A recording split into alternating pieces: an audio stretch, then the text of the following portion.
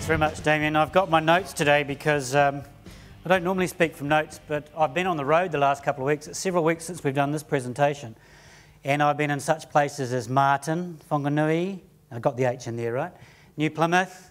The scary thing was I drove through Hawera on the way to New Plymouth, and an hour later I had an email, completely unrelated, an email from an ex-colleague, I should say, in telecom, asking when the high school in Hawera was going to be connected to fibre. The good news was 21st of May. The bad news is that nobody's selling them a service yet.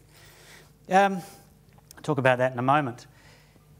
I'm here to talk about what Chorus is doing. And I noticed that Chris had this very fancy, as the CEO of a high-tech, high-value, very smart organisation, had this very fancy device that he pushed to get slides moved forward and backwards. I noticed as an infrastructure provider, I just get back and next. So obviously that's what you're saying about us infrastructure guys. In the room with me today is Rosalie Nelson. She's our head. She heads up our market strategy team. Many of you will know of her from her IDC days, and we are very fortunate to have her come and join our team. Right, let's talk about fibre. And the other thing I have my notes for, because I have some numbers I want to talk about. I do want to just briefly remind everybody about Chorus. Now, my ID card here gets me into just about every telephone exchange in the country, but it doesn't get me into this building anymore. Used to get me in here before the 1st of December, but no longer. I have to sign in as a visitor, and that's a very strange feeling to do. But if you're not on board, you won't remember that Chorus is actually a standalone publicly listed company, and we probably could talk about the share price of the two companies, but we won't. I think Chorus is 362 or around that area at the moment after launching at 290. I personally have no shares in either company, so I'm okay. Right, where was I going with that? I promised not to pick on Gen-i today. We are supporting our service providers. We have a range of service providers. You can go to the Commerce Commission website and see who is a customer of Chorus, because all of our customers actually have to be Commerce Commission approved. I think there's about 70 on there at the moment, ranging from Telecom New Zealand Limited to companies such as AT&T, Openreach, those sorts of things, we are providing services in New Zealand for. So we're supporting all our service providers. You would have seen just recently Auckland have released their pricing for their Genius on fibre. So that's the first one that's come out in the market and launched at that point, and there is obviously going to be a lot more coming. We're guardians of New Zealand's fixed line network. We like to make that point because we do have the biggest network in New Zealand at the moment, and we will continue to have that. And I'd like to think that because we are that, we're at the forefront of building the new fibre network. It's a fallacy to think there is no fibre in New Zealand already.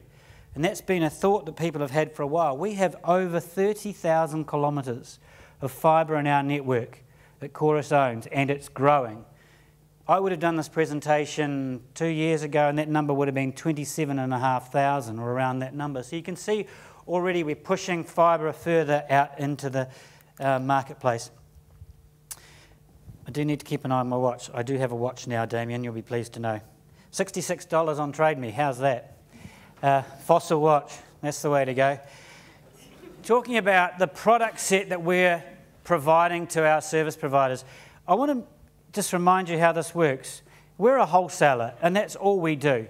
We do not sell to end users. You cannot ring me up and ask for a fixed line service into your house. You have to ring somebody else, such as Gen-i, to order that service.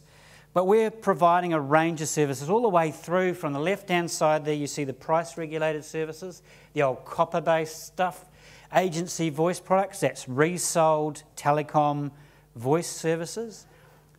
Many of you in this room will not be telecom customers at home. You're all Gen-i customers, so that's good. But you may not be telecom at home. You may be Vodafone, Auckland. You're all getting the service over the same piece of copper. You might be unbundled, which is some of our basic services, or you might simply be resold. And we act as the fulfill, assure, bill agent for telecom for those services. And then we've got a range of commercial products through our legacy business data, our ATM, HSNS. If you haven't heard of that, doesn't matter, because you can't go and just buy an HSNS circuit. Gen-i, with all their clever stuff, they patch it all together for you and create a service for you. We're also moving into next generation copper, and I'm always pleased to hear Chris say that copper will be around for a while longer. VDSL's coming. It's here now actually, but we're going to push it further out into the network as a migration path to fibre. And then of course we've got business fibre that's in the ground already, and I'll show you a map soon about Auckland. Next generation voice, we have to be able to provide voice services over the fibre. So when the grandmother in Te Puke, when we roll past and she asks for fibre and all she wants is a telephone line, we've all got to be able to provide her with a dial tone. And then of course there's the really exciting stuff, which is the UFB fibre, starting at 30 megs down and 10 megs up in the house, all the way through to a gig. So we're delivering ultra-fast broadband. So first of all, we've been, over the last 3 years, we've already been doing a lot of fibre. We've delivered 2,500 kilometres of new fibre into the network of our fibre to the node program. Now you would have seen these green or beige, because there's only two colours of them, cabinets on the side of the road, so big you can't lift them because they're quite sizable, as we've pushed the network out further and further. 3,600 of these things have gone out. Some of them are painted, some by us, some by other people. By the way, if you go past one of those cabinets and you look at the artwork on it and go, I don't think that's professional, there is an 0800 number on that cabinet for you to ring and have us come and clean that off. So just remember that as you go buy one. We've put ADSL2 equipment in those cabinets. They can be upgraded to VDSL very simply. We're delivering at least 10 megabits per second to 80% of all lines connected to the Chorus network. So that's 80% of 1.8 million, or the number that's there is 1.5 million lines in reach of ADSL2+. You can typically get between 10 and 20 megs, because the way we architected the cabinet was that the number of, they're designed so that everybody that's connected to that cabinet is within 2 kilometres of the cabinet. And you can get VDSL of up to 50 megabits per second. But let's be brutally honest here, right? Everybody who knows how DSL works, to get 50 megs off VDSL, you have to be living next door, downhill, with a tailwind, right? So that's how you get 50 megs. We think that with the knowledge we gained from that, we got the deal to build the network. This is Auckland. I checked to see that that was the right map, because we have done one presentation when we went to say this is Napier and we had Wellington. But this is definitely Auckland, and I know it's Auckland. This is our current DSL coverage in Auckland, and you'll see it's a big brown blob. In that blob, there's greater than 10 megabits per second, so that was our fibre to the node rollout. And you'll see Waiheke has it as well. What you can't see there is my house at Red Beach has it as well. Orewa, Whangaparaoa is all part of the Auckland area as well. And you can see there are some slightly lighter brown colours. And this fancy device does not have a laser pointer, so I can't point. And I won't walk over because there's cameras following me. But there's slightly lighter coloured. Those are RBI cabinets that will be rolled out. One of the most surprising things about Auckland now, and particularly the new Auckland Council, has huge amounts of rural space in it. You know, south of the city and north of the city, up where I live, the city actually goes, sorry, it's not a city, the council goes a long way north. So there are huge swathes of rural area in Auckland. In fact, Henderson Valley High School was one of our first connected RBI schools. So even when you just get out to Henderson Valley, and you can see that when you're looking on the left-hand side, Henderson Valley, it's getting 5 megabits per second or more, but the school there now has fibre. UFB, though, is going to completely redefine data capability. The project that the government is funding through CFH, Crown Fibre, covers towns and cities which cover 75% of New Zealand's population. 75% of New Zealand's population by the end of the program in 2019 will have fibre running past their gate. We're partnering with the Crown in 24 of those 33 regions, including Auckland, which is obviously by far the largest area. We're covering all our priority users by 2015, so that's all schools, all hospitals and businesses. And in fact, if you put the RBI, the Rural Broadband Initiative in, and RBI 2, which is about to be announced, that means that there will only be about 100 schools throughout New Zealand by 2015 that will not have fibre. You get that? 100 that won't have. There are thousands of schools that by 2015 will be connected to fibre, all getting a service of at least 50 megs down, but in the rural area we are contracted to deliver 100 megs down, 100 megs up. We're delivering fibre to 800,000 premises, and to do that we have to pass, get this one, we have to pass one premise every minute of the working week over the next 8 years. That's what we have to do to deliver this project. But there is fibre available now. Many of you will already have fibre connections into your business. Most CBDs in the network have point-to-point fibre accessible. In the first 80 days of Chorus's existence, we repriced our entire fibre portfolio. The 100 meg services, the 1 gigs, and all the dark fibre. So for example, dark fibre tail, which is the one that runs from an exchange to a premise, which all service providers can use to do very clever and smart things on, is only $355 a month now. Now you can't buy that, but Gen-i can to deliver you a really smart service. And it's available in all business fibre areas. These prices I can say because they're all published on our website and CFH, so I'm not telling you anything secret. There are lots more services to come this year. And for businesses, these are three things that we think, and I'll come back to this a little bit more as we go, but we think there are at least three things for you today that's important. First of all, there's more competition because our fibre network prior to the 1st of December was only available to Gen-i and Telecom to resell. It's now available to all our service providers to pick up and use in developing services. There's better pricing. All our fibre is repriced based on the UFB contract, and there's greater value because now that you've got an increasing capacity and capability of the network as it spreads, better pricing, you're going to be able to use it for so many more things.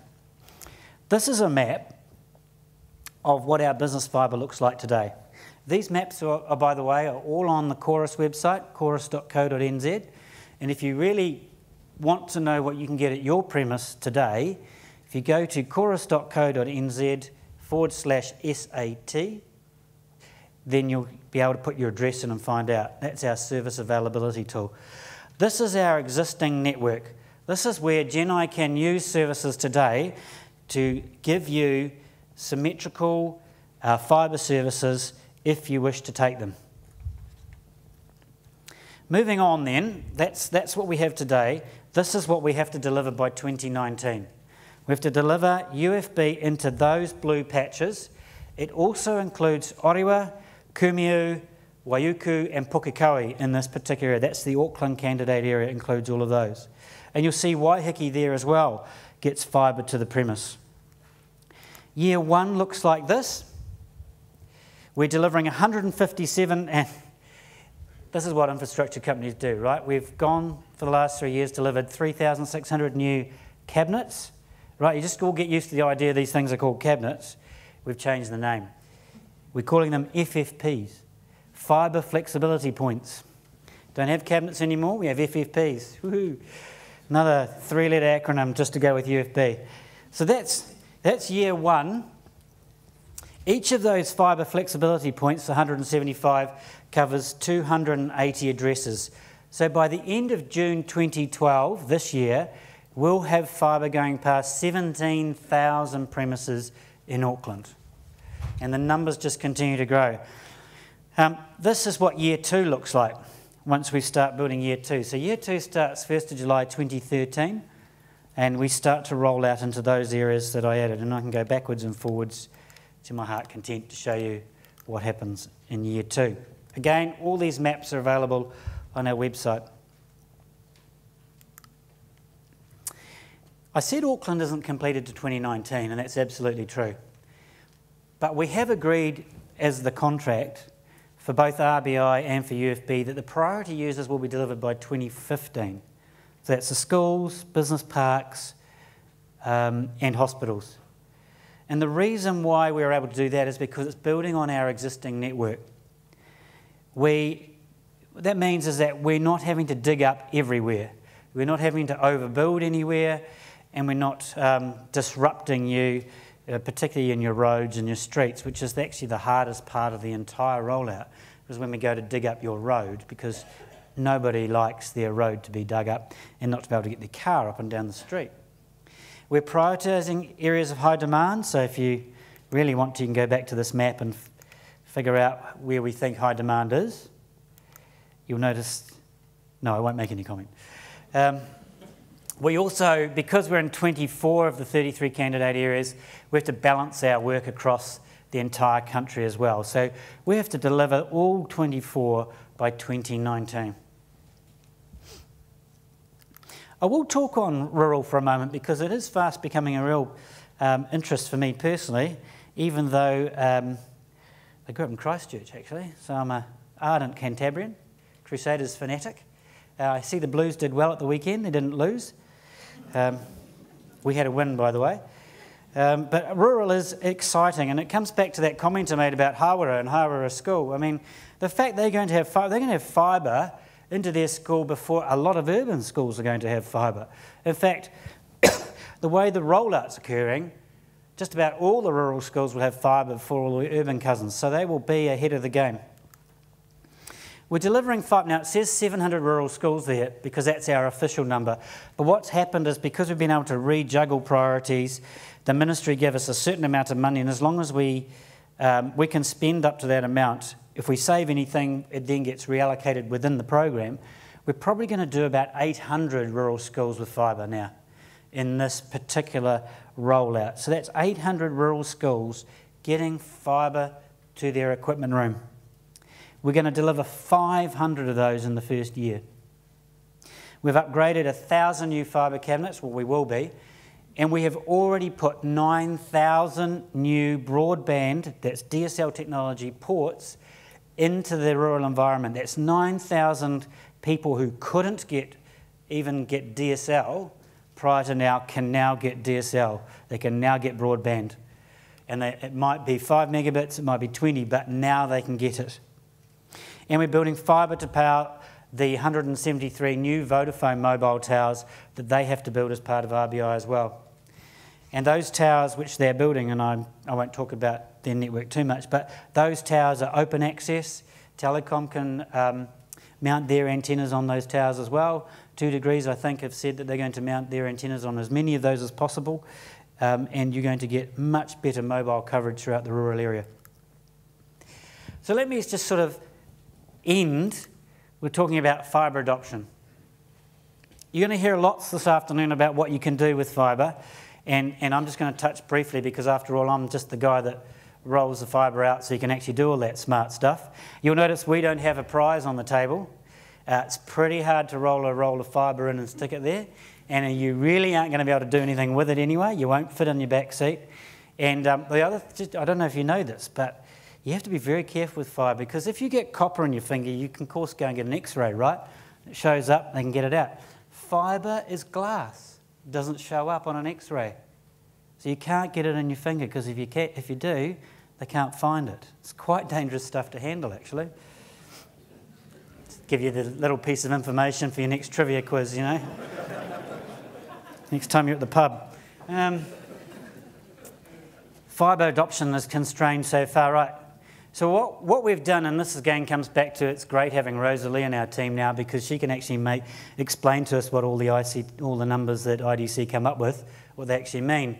What this one shows is the percentages are the fibre connections by the size of the business. So at the top, you've got the large companies, 100 plus employees, and you'll see about 19% of their connections are fibre. And then you go down, and you get to the ones like the 6 to 19 employees, only 4% of the connections to those SMEs are fibre. And in my mind, that's one of the most exciting parts of the market we can get fibre to.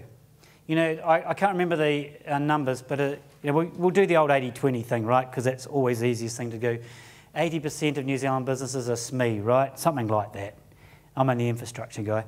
But, you know, if we could get fibre to them, they could actually open the entire world up to them. And that's the really exciting thing about delivering fibre to the premise, is reducing that cost and giving those small companies access to fibre. So we think that the price and performance advantage of fibre will stimulate enterprise demand. We think the consistency Between us and the other 3 LFCs, we're all delivering basically the same products over the same technology. We're going to work together to make sure they interoperate. We're going to assist each other. So, for example, in the UFF area, which is Hamilton, Whanganui, New Plymouth, they're actually putting all their equipment inside our telephone exchanges so that customers can actually, our customers only have to go to one point to pick up all their services. It'll bring transformation, the whole virtualization, data center upgrades. I don't know about you, but my VPN at home on my DSL, keeps dropping out every hour or two just because this line speed falls over. Fiber's going to make that so much easier for me. I'm going to catch up some time, so I'll flick to the last slide. In summary, I love working for Chorus. I think it's great to be in the industry that is, an enabler for so many different things. We get to roll out fibre across the country for parties, customers like Gen-i and Telecom to use to give you the services that are just going to change your life. And we have some commitments that we are absolutely open to. First of all, we are absolutely committed to rolling out fibre to priority users by 2015. That includes the business market. We're absolutely committed to working with all our service providers to plan fibre migration. That might include stepping stones of VDSL. That's completely up to the service providers. We're trialling and testing now with, can I tell you the number? Somewhere greater than 13 and less than 17 customers on fibre and fibre services. And we are absolutely in the market for supporting growth and bandwidth. None of our pipes have data caps at the domestic level. That's just because of the part of the business we're in. We don't have to deliver anything over them. They're just open pipes for you to use. And the last thing I would say about us, and it's probably the reason why we don't put it on the slide necessarily, because it's a Gen-i presentation, we're absolutely committed to supporting all of our customers to deliver you services so that you can, whether you're at home, whether you're a business, or whether you're on the move, because the thing about your tablets and your smartphones is that it's only radio back to the cell tower. It's actually fibre. As soon as it hits the cell tower, it's fibre back into the core. So we are completely on board with supporting all our customers to deliver you what you need to make your businesses successful. And with that, I'll thank you very much.